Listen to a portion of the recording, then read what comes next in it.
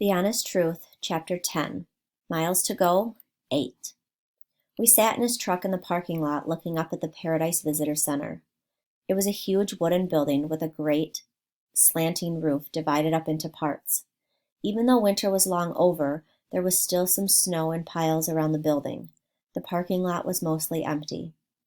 Up here, up near the end of the road, up near the top of the mountain, the wind was a living thing that shook the truck and snuck through the gaps in the door. The rain pelted the roof where it stuck on the windshield. I could see it mixed with snow. We sat in a waiting kind of silence. Wesley kept looking at the visitor center and the clouds and the rain and chewing on his lips. He wouldn't look at me. "You ever been to Rainier before?" he asked. "No, I was going to with my grandpa, but—" I trailed off. I sighed, feeling more sad and tired than anything else. "He was a big climber, my grandpa. Always said he was going to take me up Rainier when I got better. It was this great secret thing we were going to do together. But just when I got better, he got sick. His kidneys, and he never got better." I blinked, slow and tired, remembering. He was like this big, strong hero, and he just kind of faded away. For months, lying there in the hospital, just getting smaller and grayer and weaker, hooked up to all those tubes. It was like looking at myself, seeing my future. You know what his last words were to me? Wesley shook his head. He said, the day before he died, "I never wanted to die like this." And he made me promise I'd climb Rainier for him. I looked out up toward where the mountaintop was hiding behind clouds. Of course, he didn't know I was going to get sick again, but a promise is a promise. Another gust shook the truck, reminding us of the cold world outside. "How can I let you do it?" Wesley asked at last, still looking away. "How can I let you go when I know... His voice cut off, and he rubbed his mustache roughly with one hand. I knew it was going to take a lie to get me up there. I swallowed and looked over at him. "I'm not trying for the top, sir. I know there's no way. I'm just going to go up a bit, maybe try to get above the clouds so I can see the top. For my grandpa. Then I'll come right back down and everything'll be fine." I patted my backpack. "I've got everything I need, gear and food and everything. I know what I'm doing." Wesley looked over at me, his eyes pained and his face worried. I didn't like doing this to him. "Please," I said. "I've gotten no choices. For my whole life, no choices. Let me choose this. Let me have this one thing before all my choices get taken away again." "You could go with a guide, though, son. Or I could go with you. Or—" "No, I need to do this. I need this to be mine. This one thing." "Son, you could die up there." It's funny, sitting there in that truck with nothing but the mountain in front of me. I was so scared I could hardly breathe. My stomach was flopping like a fish in a net, but I'd never felt more ready. I'd had enough of everything. That's the truth. "I might die anyway," I said. Bo was sitting up, leaning against me. I dropped my nose down to sniff at his fur.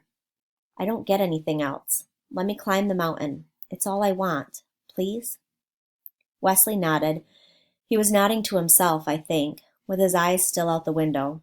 He reached out and squeezed my shoulder with a heavy hand. "Go," he said. "Thank you," I answered. "And don't call anyone, okay? I'll be fine. I don't want to be rescued. I don't want search parties. I don't want my mom and dad worried about me being up there. I'll call them from the visitor center when I get back down, and they won't have to worry anymore." Wesley chewed on his lip. "Just a bit, then you come right back down." "Yeah," I lied. "Just a bit, then right back down." The door opened with a rusty creak, and the wind scooped in and wrapped its fingers all around me. Bo leaped over my lap to be the first one out. I slid down to the asphalt and was about to close the door when Wesley's voice stopped me. "Son?" he called out. I stopped, my hand on the door and frozen rain slapping at my face. "I don't know if I can not tell. Maybe I can, but I know I cannot tell for at least an hour or two. I know I can give you at least that, maybe all of it. I don't know. I nodded. It was the best I was going to get, and I knew I was lucky to get it. All right, thank you. I slammed the door, and without waiting, the truck rolled to a start, moving away from me slow. I could still hear the country music, softly. Could still feel the truck's warmth, still smell the hot air and coffee and sandwich and cigar smoke. I knew it might be my last happy place. And I hadn't even been happy. I lifted my camera and snapped a shot of a green truck and white snow and black clouds and the friendly shape of a good man inside and red glowing taillights driving away, leaving me alone. I turned toward the mountain. It still wasn't there. It wouldn't show itself to me, hiding in clouds waiting for me to come to it.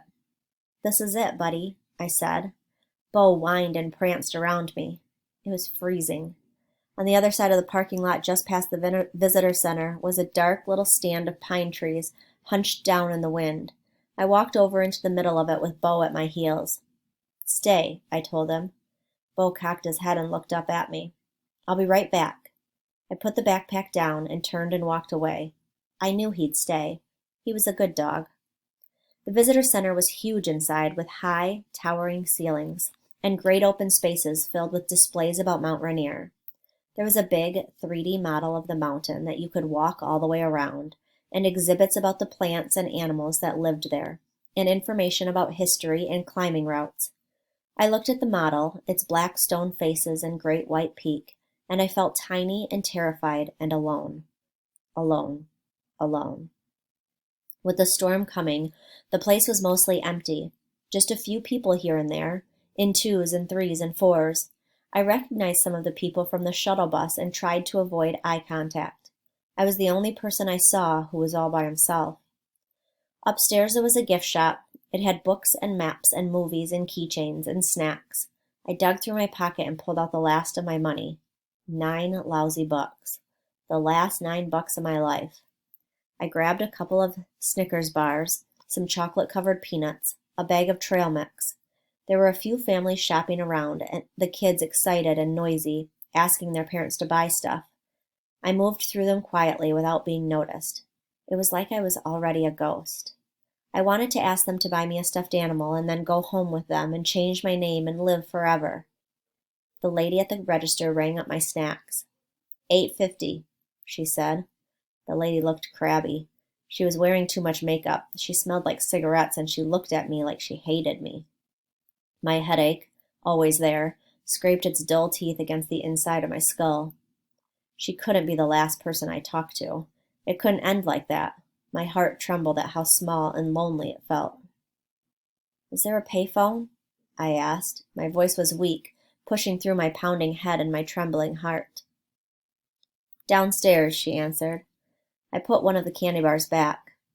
Could I have my change in quarters? She almost rolled her eyes, but she gave me my quarters. I walked downstairs. The phone was in a dark little hallway that led to the bathrooms.